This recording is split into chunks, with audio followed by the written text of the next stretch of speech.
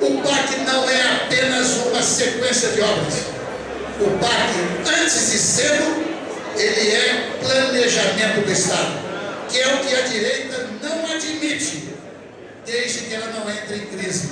Porque na hora que o capitalismo entrou em crise, como acabou de entrar, foi o Estado brasileiro que está salvando as empresas, é o Estado norte-americano que vem tentando salvar empresas norte-americanas, a exemplo de qualquer país. E por falar nisso, eu quero fazer a terceira observação, que é o papel dos bancos estatais do Brasil.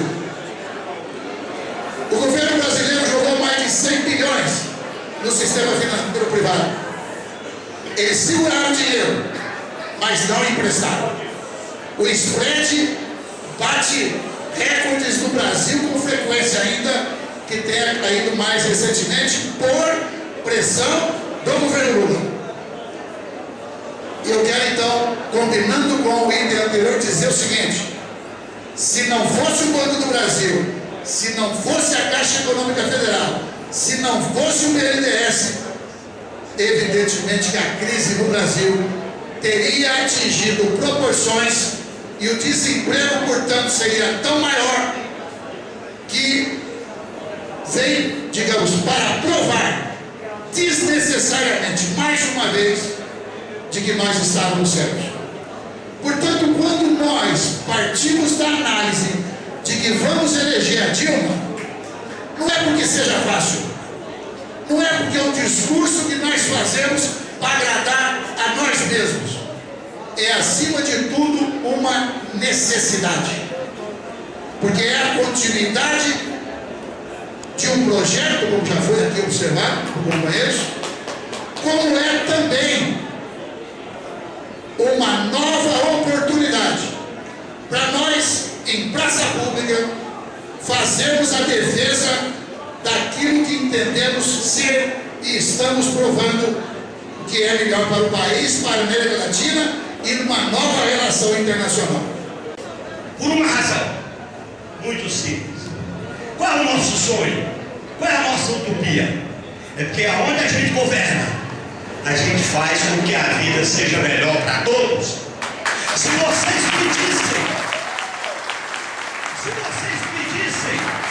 qual é o diferencial que está valendo a pena essa luta com Lula, com esses companheiros que estão governando, é porque nós estamos colocando o poder político para melhorar a vida da população que nunca teve vez. E é por isso que a elite tem ódio de nós, é por isso que ela tem preconceito, é por isso que ela não quer aceitar.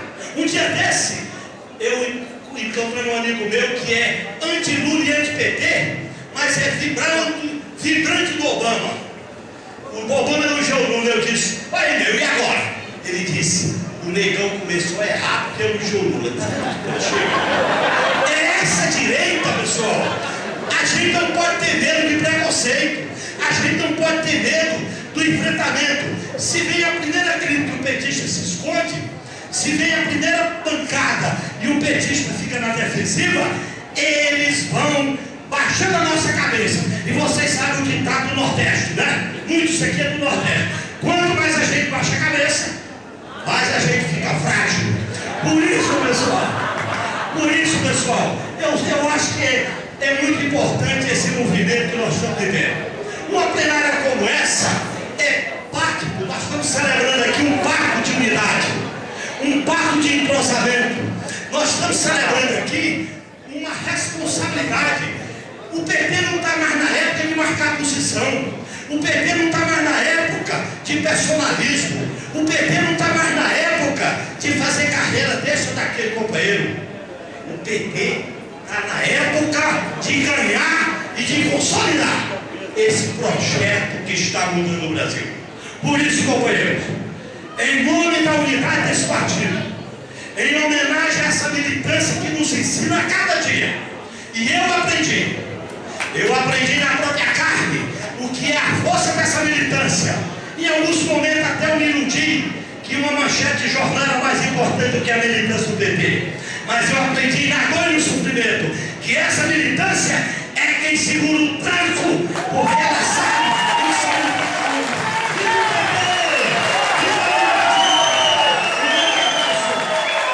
E o mundo vai definir novas exigências ambientais. E o Brasil tem que ser líder dessa política, tem que sair à frente, tem que levantar essa bandeira. E o nosso partido, que nasceu vermelho, com a bandeira vermelha e a estrela branca, vai ter que colocar o verde como uma pauta importante da nossa luta e da nossa caminhada. Junto com essa crise ambiental, nós vamos enfrentar, estamos enfrentando uma grave crise econômica e social.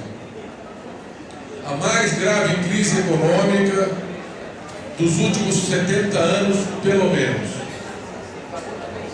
Uma crise que não é igual àquelas crises passageiras que nós assistimos. Essa é uma crise estrutural do capitalismo.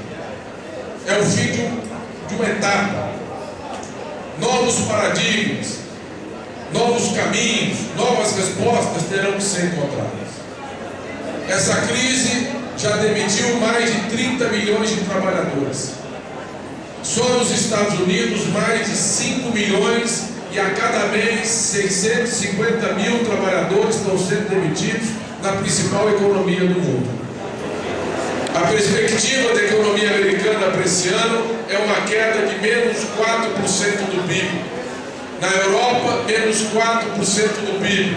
E no Japão, menos 6%. Estados Unidos é 23, 24% da economia mundial. A União Europeia é 28% da economia mundial. Ou seja, só a Europa e os Estados Unidos é mais da metade da economia mundial.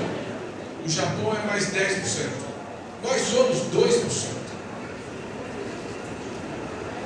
Então a crise que está atingindo os grandes centros da economia mundial nos atinge, não há como não atingir o Brasil. Agora, diferente de outras crises, esta crise é estrutural para os Estados Unidos. A economia americana não vai mais voltar a ser o que era, tão cedo pelo menos.